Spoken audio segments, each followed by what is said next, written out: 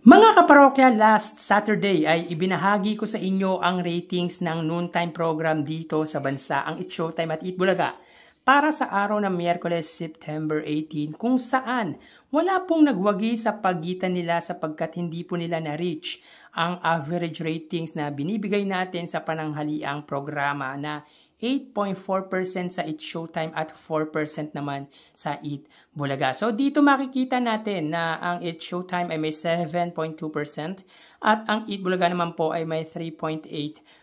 So tulad ng sinabi ko mga kaparokya, hindi po nila na-meet ang average ratings nila na 8.4% at 4%. Again, mga kaparokya, bakit 8.4% ang average ratings ng It Showtime? Sa mga viewers ko, alam ko naman na alam nyo ang average ratings na tinutukoy ko. Kaya ito po ay para sa mga new viewers or bago lang na nakatune in sa channel ko. Ito po ang dahilan kung bakit 8.4% ang average ng It Showtime. Ang GMA po mga kaparokya ay may average TV ratings na 6%. Ang GTV ay may 1%, ang A to Z ay may 1%, ang Kapamilya Channel ay may 0.3% at ang All TV ay 0.1%. Ang total po niyan mga kaparokya ay 8.4%. Ang pinagbasihan ko po dyan mga kaparokya ay ang madalas nilang maging ratings para sa noontime show ng ABS-CBN. In fact, mga kaparokya, more than an average pa po ang nakukuha ng bawat TV stations ng pananghaliang programa ng ABS-CBN/GMA Network led by Ann Caboga Bolistar Vice. Ganda na ratings kesa sa ibinigay ko. Like example mga kaparokya sa GMA, more than 6% ang nakukuha po nila. More than 1% naman po ang A to Z at GTV at more than 0.3% naman po si Kapamilya Channel. Pero nag-stick tayo sa average TV ratings na binibigay natin. Anyway, mga kaparokya, bakit naman 4% average ratings ang Eat Bulaga? Supposedly, mga kaparokya, ay 3.8% yan. Sapagkat ang TV5 ay may 3.5%, 0.3 naman po ang RPTV. Pero nag-stick po tayo sa 4% dahil mas naniniwala ako na bumabase na ang Eat Bulaga sa average ratings kesa ang angatan o talunin ang It Showtime. Dahil nga, alam naman nila ang mga advantages na meron sa kanila ang katapat na programa at alam din ng It Showtime kung ano ang advantages meron sila sa Eat Bulaga. Kaya tulad ng Eat Bulaga ay may average ratings na din sila na pinagbabasihan. Kaya nga, kung pansinin nyo mga kaparokya, nagpalit agad sila ng segment ng bumaba or sumadsad ang ratings nila sa 6%.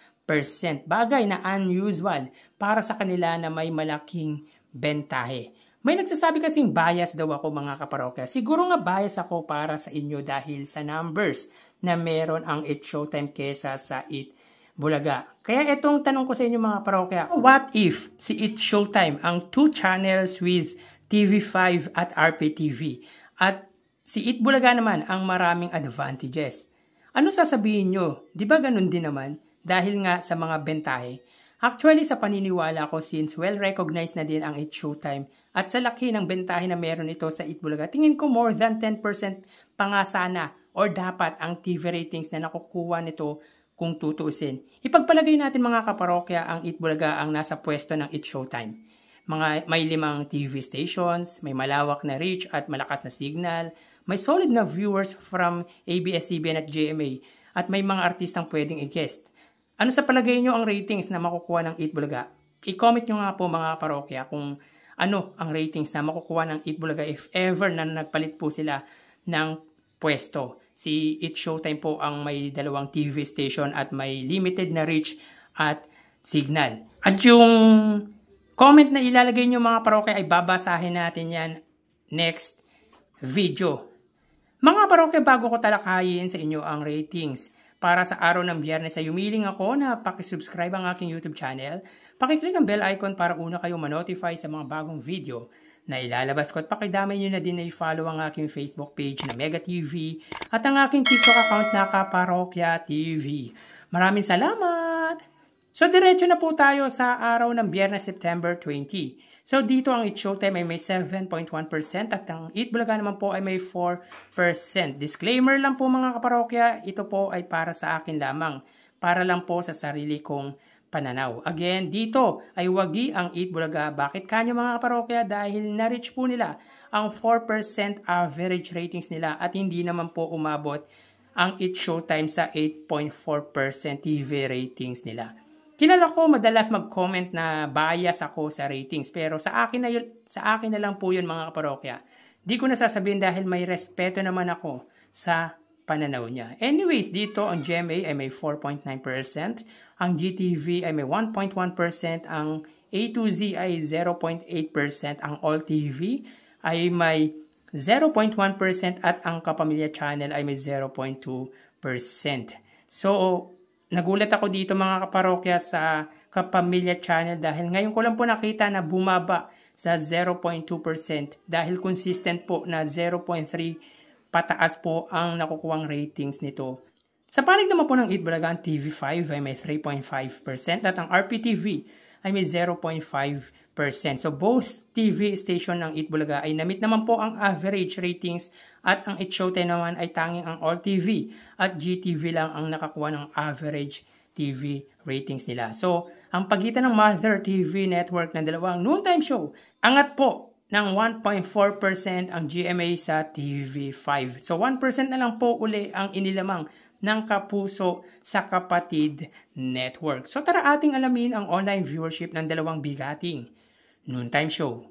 Para sa Eat Bulaga under TVJ Facebook page na may 2.6 million followers at sa It's Showtime naman po mga kaparokya na may 18 million followers. So as of 1:31 PM, ang It's Showtime po ay may kasalukuyan pa rin pong segment na throwbacks. At ang Eat Bulaga naman po, sila po ay may kasalukuyang segment na Gimme 5. So dito may kita po natin mga kaparokya, ang It's Showtime ay may 6,200 viewers at ang Eat Bulaga naman po, sila po ay may live viewers na 4,800 live viewers. So again, as of 1:32 PM, ang It's Showtime po ay may 6,100 live viewers at ang Eat Bulaga naman po ay may 4,800 live viewers. So katumbas na po ng 4,800 is 5,000. Mapunta naman po tayo sa TV Network YouTube channel. At unahin po natin ang Eat Bulaga, under po yan sa TV5 Philippines na may kasalukuyang subscribers na 2.03 million. At sa It's Showtime naman po, under po sa GMA Network YouTube channel na may kasalukuyang subscribers na 36.6 million subscribers. So as of 1:33 PM ang It's Showtime under GMA Network, sila po ay may kasalukuyang live viewers na 21,000. Ang Eat Bulaga naman po under TV5 ay may 37,000 viewers. So again, as of 1:33 PM ang It's Showtime po, sila ay may 21,000 viewers at ang Eat Bulaga naman po under TV5 ay may 37,000 viewers. Mapunta naman po tayo sa main YouTube channel ng dalawang noontime show. Para po sa It's Showtime under ABS-CBN, It's Showtime na may 2.38 million subscribers at sa Eat Bulaga naman po, under po yan sa Eat Bulaga TVJ YouTube channel na may 1.11 million subscribers. So as of 1:34 PM ang It's Showtime, sila ay may 69,000 viewers. Ang Eat Bulaga naman po, sila po ay may 73,000 live viewers. So again, as of 1:34 PM ang It's Showtime naman po, ang It's Showtime, sila po ay may 69,000 viewers at ang Eat Bulaga naman po, sila ay may 73,000 live viewers. So bali ang total na nakuha ng dalawang noontime show ay, mga kaparokya, bago natin ibigay ang total live viewers ng dalawang noontime show ay humiling ako na pakisubscribe ang aking YouTube channel Pakiclick ang bell icon para una kayong ma-notify sa mga bagong video na ilalabas ko. At pakidamay nyo na din na i-follow ang aking Facebook page na Mega TV at ang aking TikTok account na Kaparokya TV. Maraming salamat! So bali, ang total na nakuha ng It's Showtime ay 96,000 live viewers. 6,000 po para sa kanilang Facebook Live, 21,000 sa TV Network YouTube channel at 69,000 po para sa kanilang main YouTube channel. Ang Eat Bulaga naman po ay may total na 115,000 viewers. 5,000 dito ay para po sa kanilang Facebook Live.